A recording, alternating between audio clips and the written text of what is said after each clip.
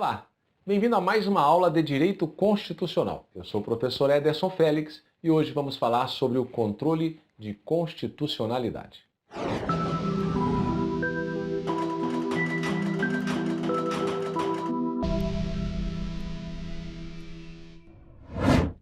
Primeiramente, nós temos que entender que todas as normas do sistema jurídico brasileiro devem ser verticalmente compatíveis com o texto constitucional.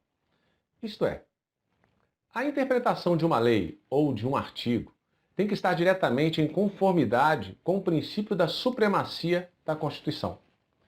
E para controlar a compatibilidade de normas infraconstitucionais com a Constituição é que utilizamos do controle de constitucionalidade. É através desse controle que vamos aferir a validade das normas, dizendo que ela é constitucional quando compatível com a Constituição ou que ela é inconstitucional quando está em desacordo com a Constituição. Aí eu te pergunto, será que toda lei que é incompatível com a Constituição de 1988, ela é inconstitucional? Depende. Se a lei foi promulgada depois da Constituição de 1988 e for incompatível com ela, dizemos que a lei é inconstitucional.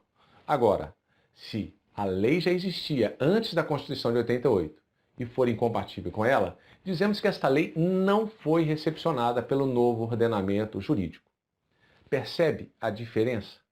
Se a lei foi promulgada depois da Constituição de 88 e for incompatível com ela, dizemos que ela é inconstitucional.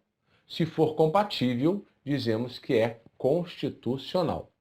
Se a lei já existia antes da Constituição de 88 e for incompatível com ela, dizemos que essa lei não foi recepcionada.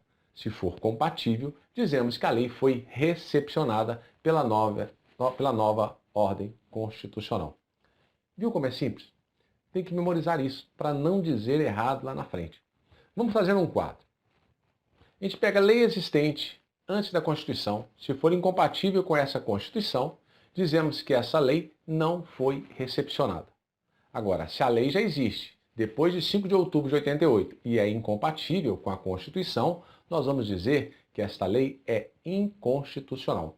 Por isso é errado dizer que uma lei que já existia antes da Constituição de 88, que ela é inconstitucional ou constitucional. Ou ela vai ser recepcionada, se for compatível com a nova ordem constitucional, ou não vai ser recepcionada. Por quê? Porque ela já existia antes dessa data. Retornando ao foco da nossa aula, que é o controle de constitucionalidade, qual seria a finalidade desse controle? Bom, sem sombra de dúvidas, podemos afirmar que o controle de constitucionalidade busca fiscalizar a compatibilidade das normas com a Constituição e garantir com isso a força normativa e a efetividade do texto constitucional. No Brasil, por influência do direito norte-americano, a doutrina majoritária adotou a teoria da nulidade. E eu preciso explicar o que seria essa teoria da nulidade para que você possa entender melhor. Com a declaração da inconstitucionalidade de uma lei, a consequência é que essa declaração vai afetar o plano da validade. O que significa dizer que a lei declarada inconstitucional ela é nula desde o seu nascimento e, em regra, não vai produzir nenhum efeito e, por isso, ela não se torna eficaz. E podemos afirmar que, nesse caso, a declaração de inconstitucionalidade vai operar efeitos retroativos, ex tunc. Contrariamente a essa teoria, nós temos a teoria da anulabilidade, que foi desenvolvida na escola austríaca. Para a teoria da anulabilidade, a declaração de inconstitucionalidade vai afetar o plano da eficácia. E o que significa isso, afetar o plano da eficácia? Bom, significa que a lei produz seus efeitos, normalmente, até o momento em que ela é declarada inconstitucional. Olha a diferença com relação à teoria da nulidade. Enquanto na teoria da nulidade, o efeito é ex tunc, ou seja, não produz nenhum efeito, na teoria da anulabilidade o efeito é ex nunc. Para a teoria da anulabilidade, se a lei for declarada inconstitucional, ela não será nula, mas sim anulável e os efeitos serão prospectivos. Isso mesmo. Nome esquisito, prospectivos, que é o mesmo que efeitos ex nunc, ou seja, apenas para o futuro. Diferente dos efeitos ex tunc, que reage à data do nascimento da norma inconstitucional. Resumindo, quando se fala em controle de constitucionalidade, o Brasil adotou a teoria da nulidade, o que significa dizer que se uma lei for declarada inconstitucional, ela não produzirá nenhum efeito, certo? Mas nós temos que fazer uma observação aqui. A jurisprudência mitigou, ou seja, flexibilizou esse princípio da nulidade. Sabe o que pode acontecer? Em determinadas situações, para garantir a segurança jurídica, o Supremo Tribunal Federal poderá declarar a inconstitucionalidade de uma lei e modular os seus efeitos a partir de uma data. Professor, não entendi. Vou explicar de novo.